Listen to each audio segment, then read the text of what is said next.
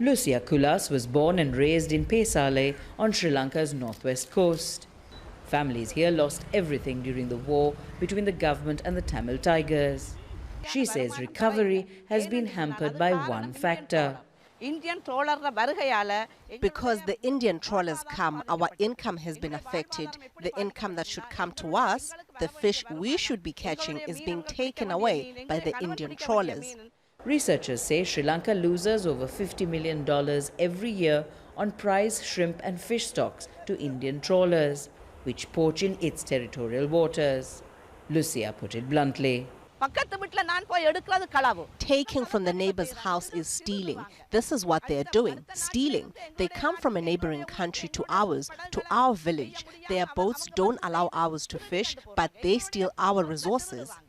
Indian fishermen say they are fishing in traditional waters.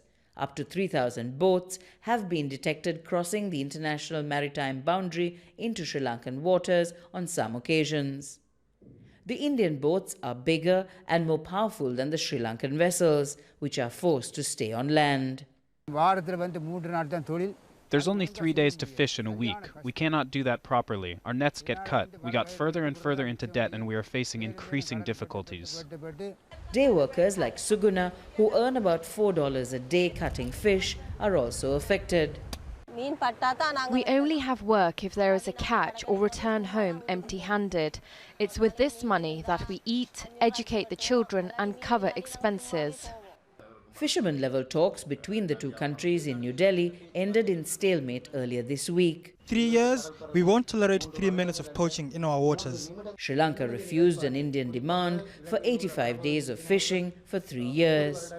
Sri Lanka's decision to detain Indian trawlers while releasing fishermen is proving to be effective. These are some of the 131 Indian vessels presently held by Sri Lanka. More than 1,500 fishermen have been released since 2014.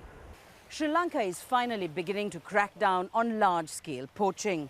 It's now changing its Fisheries Act to ensure action against offenders, allowing boat owners, rather than their hired help, to be punished. The country's fishing community is hoping these measures and a strong government response to poaching will help them regain control of their heritage and allow them to rebuild their lives. Mina Fernandez, Al Jazeera, Manna.